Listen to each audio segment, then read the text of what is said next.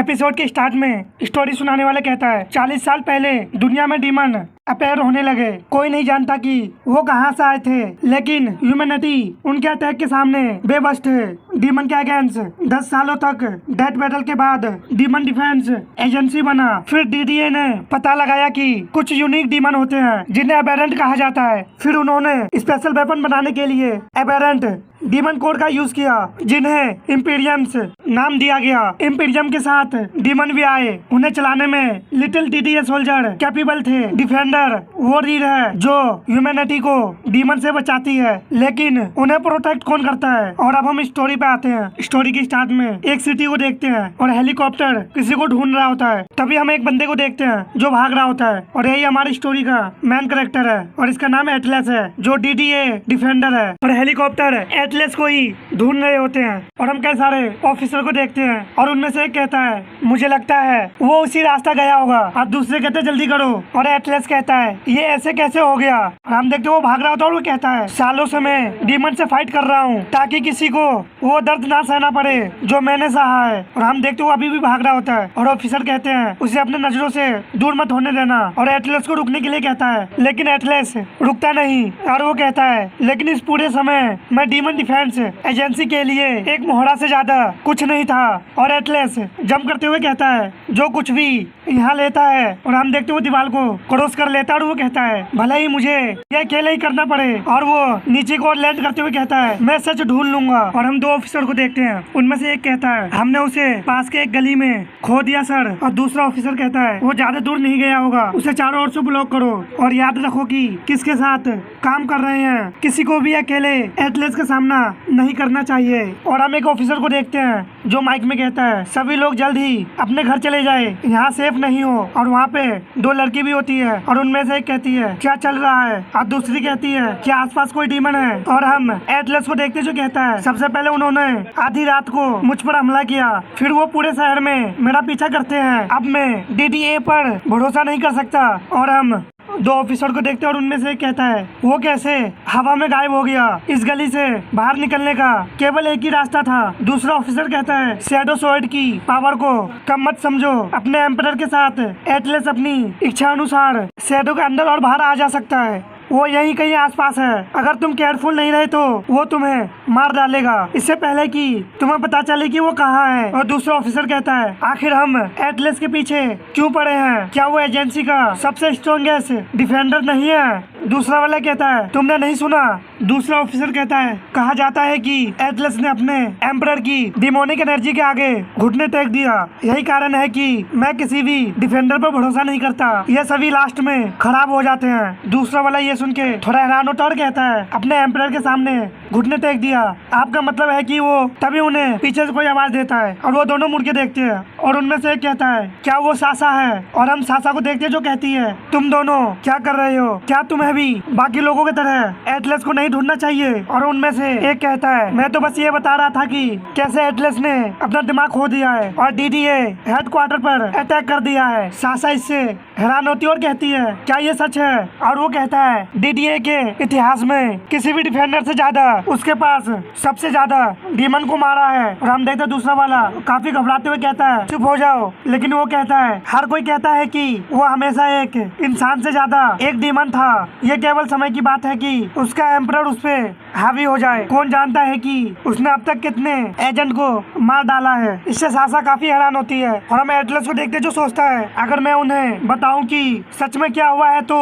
कोई भी मुझ पर यकीन नहीं करेगा। वो डीमन सच में कहां से आते हैं मुझे नहीं लगता कि मैं खुद पर भी यकीन कर पाऊंगा। और हम दूसरी तरफ देखते हैं सासा चिल्लाते हुए कहती है चुप हो जाओ, उसने इस सिटी को प्रोटेक्ट करने के लिए सालों तक अपनी जान जोखिम में डाली है, वो कभी भी अपने एम्परर के आगे नहीं झुकेगा। एटलस को भी सासा का आवाज आता है, और हम देखते सासा ऑफिसर कॉलर पकड़ के दीवार में लगा देती है और कहती है तुम्हें एटलस के बारे में कुछ भी नहीं पता, उन्होंने डीडीए पर अटैक नहीं किया होगा, और अगर उसने किया भी होता तो कुछ भी नहीं बचता। कुछ ऐसी बात है जो डीडीए हमें नहीं बता रहे।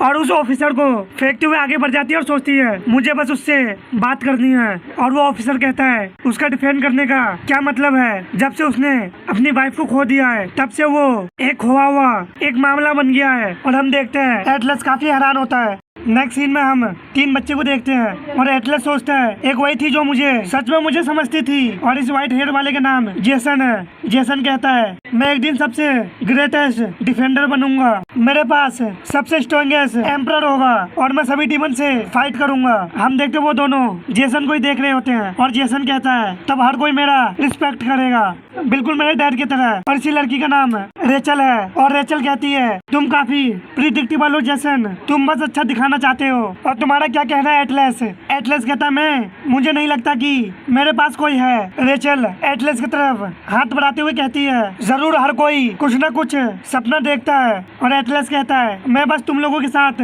मौज मस्ती करना और घूमना चाहता हूँ। जेसन कहता है यह गिनती में नहीं आता, वो कुछ औसम और लेजेंडरी होना चाहिए। रेचल कहती है मुझे ये पसंद है, तुम बस जेलस हो जेसन, मुझे लगता है कि ये एक ग्रेट सपना है, मैं भी यही चाहती हूँ। और वो सभी स्कूल जा रहे होते हैं और जेसन कहता है ये बोरिंग है। और एटलस सोचता है वो हमेशा मेरे लिए मौजूद थी। और हम 3 लड़कों को देखते हैं, उनमें से एक अपना हाथ आगे की ओर बढ़ाते हुए कहता है ये हमारी गलती नहीं है कि वो इतना घटिया डिफेंडर था। और पर्पल हेयर वाला कहता है जब वो खुद को भी नहीं बचा सका तो वो लोगों को डीमन से कैसे बचा सकता है। और हम एटलस को देखते हैं जिसे काफी मार पड़ी होती है और वो चिल्लाते हुए कहता है तुम ऐसा कैसे कह सकते हो, तुम जेसन के डेथ के बारे में कुछ भी नहीं कह सकते।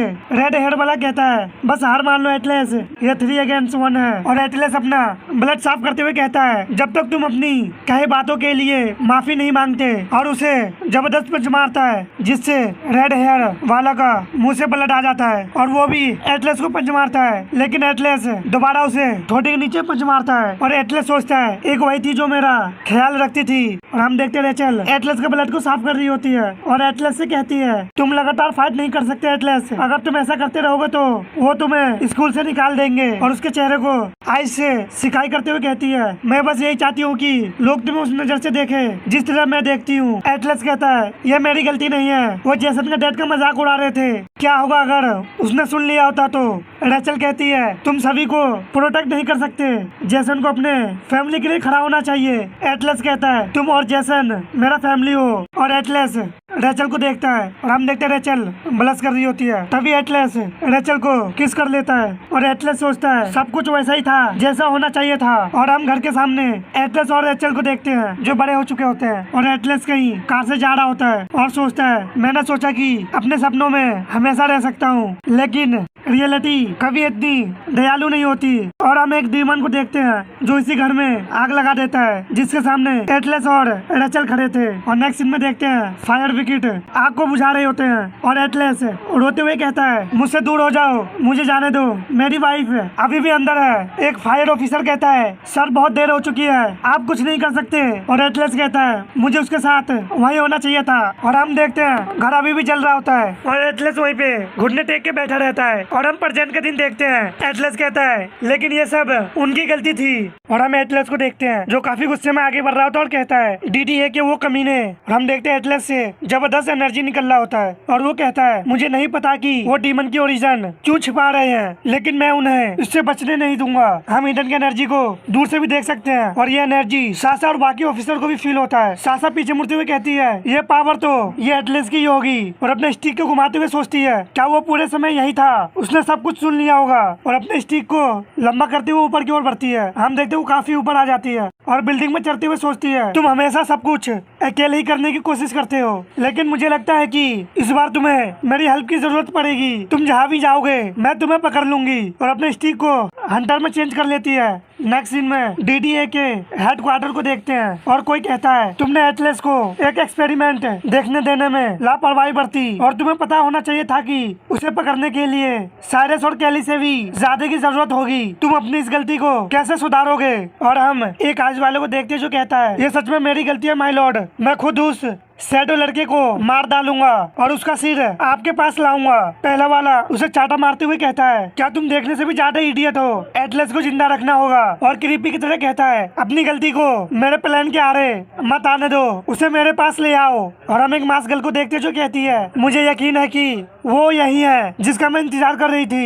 एटलस वहाँ से जाते हुए सोचता है मुझे शांत होने की जरूरत है, बदला इंतजार कर सकता है, और वहाँ से काफी स्पीड में आगे बढ़ते हुए कहता है चाहे कुछ भी हो मुझे सासा और जेसन के इसमें फंसने से पहले शहर से बाहर निकलना होगा, ब्रिज आगे ही होना चाहिए। और वो जैसे ही गली से बाहर निकलता है हम देखते कई सारे ऑफिसर उसे घेर चुका होता है और कहता है एटलस हमने तुम्हें घेर लिया है, आप डीडीए हेडक्वार्टर पर हमला और डिफेंडर साइरस और कैली के हत्या के लिए दोषी हैं। एटलस सोचता है मैं यहाँ समय बर्बाद नहीं कर सकता, और एक ऑफिसर कहता है आप अपने एम्परम के द्वारा कर्ज हो चुके हैं, अपने मर्जी से हमारे साथ आए और अपना क्राइम के लिए मुकदमा चलाए। एटलस कहता है मेरा क्राइम मुझ पर ही हमला हुआ है, डीडीए आपसे झूठ बोल रहा है, वो हम सबसे झूठ बोल रहे हैं। ऑफिसर कहता है क्या आप कहना चाह रहे हैं कि आपने साइरस और केल को नहीं मारा, तो आपको डरने की कोई बात नहीं है, अभी खड़े हो जाए। एटलस कुछ बोलता नहीं है और फिर कहता है ये इतना आसान नहीं है, आप में से किसी को भी ये समझ में नहीं आ रहा है कि आप अपने आप को किस मुसीबत में डाल रहे हैं। ऑफिसर चिढ़ते हुए कहता है अगर आपको बस इतना ही कहना है तो हमारे पास बात करने के लिए और कुछ नहीं है। और एटलस भी अपना पावर यूज करते हुए कहता है मैं अभी अच्छे मूड में नहीं हूँ, मैं प्रॉमिस करता हूँ कि आप मेरे रास्ते में नहीं आना चाहेंगे। और हम देखते हैं एक ऑफिसर घबराते हुए कहता है क्या हम सच में एटलस के खिलाफ लड़ने जा रहे हैं। दूसरा वाला कहता है वो अभी भी एक इंसान है, वो हम सबको नहीं हरा सकता है ना। और ऑफिसर सभी को कहता है फायर करने के लिए तैयार हो जाओ, और वो अपना शैडो स्वॉर्ड निकालते हुए कहता है अगर वो सुनने से इनकार करते हैं तो मुझे उन्हें दिखाना ही होगा। और हम एटलस को काफी गुस्से में देखते हैं। नेक्स्ट सीन में एक पास्ट स्टोरी देखते हैं और एग्जामर रिपोर्ट को देखते हुए कहता है सच में तुमने बिना किसी एक्सपेक्टेशन के मेंटल और फिजिकल एग्जाम पास कर ली है, और उच्च अधिकारियों ने मुझे ऑर्डर दिया है कि मैं आपको आज एक एम्परम के साथ जुड़ने का मौका दूं। लेकिन एटलस मैं तुम्हें वार्न करना चाहता हूं कि तुम्हारे जैसे सभी यंगर्स में से जिन्होंने ये एक्सपेरिमेंट करने का कोशिश किया है बहुत कम लोग इस पॉइंट से आगे बढ़ पाए हैं। तो इससे पहले कि तुम सोच लो कि तुम सच में डिफेंडर ही बनना चाहते हो, आइए हम ये श्योर कर ले कि तुम सेम पेज पे हो। जैसा कि तुम जानते हो 40 साल पहले जब डिमन पहली बार अपीयर हुए तब हमारे हाथ बहुत व्यस्त थे, हम सभी उनकी बेसिक फीचर्स और एबिलिटी को समझना शुरू ही कर रहे थे। लेकिन तभी एक बिल्कुल नई तरह के डिमन सामने आए। इन डिमन की पहचान यूनिक है और उनकी पावर पूरी तरह से डिफरेंट लेवल पर है, जिसे हम एब्रेंट कहते हैं। कई एजेंट्स ने पहले एब्रेंट डिमन को हराने में अपनी जान गंवा दी, हालांकि उनके बलिदान ने डीडीए के सबसे बड़ी खोज को जन्म दिया, डीमन कोर। एब्रेंट डीमन के कोर को निकालने से हमें स्पेशल वेपन बनाने की इजाजत मिली जिसे एम्परम कहा जाता है, और उन पावर वेपन से जुड़कर हमारे सबसे इलाइट सोल्जर फाइनली डीमन के बराबर आ गए। लेकिन यह कोई एग्जैक्ट साइंस नहीं है। डिफेंडर डीमन की पावर का उपयोग करने के लिए एम्परम का यूज करते हैं, लेकिन जैसा कि तुम्हारे फ्रेंड जैसन को पता है वो काफी डेंजरस टूल है। अगर आप अपने द्वारा चूज किए गए एम्परर के कंफर्टेबल नहीं है तो वो आपको रिजेक्ट कर देंगे। अगर आप इसके साथ बॉन्ड बनाने में सफल हो जाते हैं तो सभी एम्परर अपनी डिमोनिक एनर्जी से आपको लगातार कर्ज करने की कोशिश करेगा। यहाँ जो तुम्हें 3 कोर दिख रहे हैं ये उन एम्परर का प्रेजेंट करता है जिसमें से आप डिफेंडर बनने के लिए चुन सकते हैं। क्या तुम इसके लिए सच में तैयार हो? एटलस कहता है ये वाला मैं इसे चुनता हूँ। जैसन कहता है ओ एटलस मेरा मतलब है इतना बड़ा फैसला, क्या तुम इस पर थोड़ा और सोचना नहीं चाहते? एग्जामर कहता है वो काफी कॉन्फिडेंस से भरा हुआ लग रहा है, बेहतर ये कि खुद पे डाउट ना करे। और जैसन घबराते हुए कहता है लेकिन उसने शैडो डीमन का कोर चुना है, ये सबसे स्ट्रॉन्गेस्ट डीमन है जिसका डीडीए ने भी कभी सामना नहीं किया। ऐसे एम्परर में कर्ज होने की चांस काफी ज्यादा है। और एटलस को समझाते हुए कहता है मुझे पता है कि यहाँ तक पहुँचने के लिए तुमने कितनी मेहनत की है, लेकिन कोई भी पर्सन शैडो स्वॉर्ड चलाने की कोशिश की है वो बच नहीं पाया, तुम्हें ये जोखिम नहीं उठाना चाहिए। एटलस जैसन का हाथ झटकते हुए कहता है तुम समझ नहीं रही हो जैसन, तुम्हारे पास एक एम्परर है, तुम पहले से ही एक डिफेंडर बन चुके हो। जैसन भड़कते हुए कहता है मैं जानता हूँ कि ये तुम्हारे लिए कितना जरूरी है, लेकिन तुम जानते हो कि मेरे डैड के साथ क्या हुआ था। मैं तुम्हें डीडीए में लाया हूँ और अगर तुम उनके जैसे करप्ट हो गए तो उन्हें तुम्हें मारना होगा। मुझे दोबारा उस स्थिति से गुजरने के लिए मजबूर मत करो। एटलस कहता है तुमने मेरे लिए जो कुछ भी किया है मैं उसकी सराहना करता हूँ, लेकिन यही एक तरीका है जिससे मैं रेचल के साथ जो कुछ हुआ उसकी भरपाई कर सकता हूँ। मुझे ये सुनिश्चित करना है कि किसी और को इस तरह से दर्द ना सहना पड़े। इससे कोई फर्क नहीं पड़ता कि मेरे साथ क्या होता है। जैसन कहता है मेरे लिए मायने रखता है, तुम मेरे बेस्ट फ्रेंड हो, अगर तुम्हें सच में ऐसा करना है तो मैं तुम्हें नहीं रोकूंगा। लेकिन जिस पल ऐसा लगा कि शैडो स्वॉर्ड तुम्हें रिजेक्ट कर रहा है मैं एक्सपेरिमेंट एंड कर दूंगा। तभी एग्जामर कहता है बहुत ही अच्छा, चलिए बॉन्ड बनाने का प्रोसेस शुरू करते हैं, प्लीज टेस्टिंग रूम में जाए। और एटलस वहाँ से जाने लगता है और अंदर जाके सोचता है ये है मेरा सपना, मैं शैडो स्वॉर्ड से जुड़ जाऊंगा और सभी डीमन से रिवेंज लूंगा। और एटलस आंख बंद करते हुए कहता है मैं ये कर सकता हूँ, तो चलो शुरू करते हैं। और वो शैडो स्वॉर्ड को अपने हाथ में उठाता है, तभी उससे पर्पल एनर्जी निकलने लगता है। शुरू में हम देखते हैं सब कुछ शांत होता है, तभी हम देखते हैं एटलस चिल्लाना शुरू कर देता है और उसे काफी दर्द हो रहा होता है। जैसन भड़कते हुए कहता है बस बहुत हो गया, एक्सपेरिमेंट को बंद करो। एग्जामिनर कहता है हम कुछ नहीं कर सकते, अब सब कुछ एटलस पर निर्भर है, उसे एम्ब्रम के साथ जुड़ना होगा। और जैसन डोर को खोलने की कोशिश करने लगता है और कहता है एटलस रुको, मैं तुम्हें भी नहीं खो सकता। और अपने हाथ में आइस से पंच बनाते हुए कहता है मैं आ रहा हूँ। और हम एटलस को देखते हैं जो काफी दर्द में होता है और रेचल को सोचता है। तभी एनर्जी पे एटलस कंट्रोल करने लगता है और कहता है चिंता मत करो जैसन, कुछ बेवकूफ स्वॉर्ड मुझे नीचे नहीं ले जा सकेगा। और जैसन इससे रुक जाता है और हम देखते हैं एटलस स्वॉर्ड पे अपना कंट्रोल बनाने लगता है और सोचता है मैं अपने रास्ते में किसी भी चीज को आने नहीं दूंगा। और हम प्रेजेंट का सीन देखते हैं, एटलस आगे की ओर बढ़ता है और सोचता है मेरा एम्ब्रम दूसरों से ज्यादा पावरफुल है, यह मैं फील कर सकता हूँ। एटलस को आगे बढ़ते हुए देखकर बाकी ऑफिसर घबराने लगते हैं और हेड चिल्ला के कहता है उसे पास मत आने दो, उसे गोली से छल्ली कर दो। हम देखते ऑफिसर लगातार गोली चलाने लगते हैं और एटलस गोली से बचते हुए आगे की ओर बढ़ता है और उनसे कहता है अब हम एक टीम में नहीं है, मैं तुम्हारे साथ नरमी नहीं बरतूंगा। और एक ऑफिसर पे हमला कर देता है। ऑफिसर का हेड चिल्लाते हुए कहता है उसके एम्ब्रम को ब्लॉक करने की कोशिश मत करो, शैडो स्वॉर्ड किसी भी चीज को भेज सकती है। और हम देखते हैं शैडो स्वॉर्ड गन के पार होते हुए उस पर लगा देता है और हम देखते हैं एटलस एक एक करके ऑफिसर से लड़ रहा होता है। और हेड कहता है बेवकूफ, अगर पैदल सेना काम नहीं करेगी तो बड़ी गन निकालने का समय आ गया, मिसाइल से हमला करो।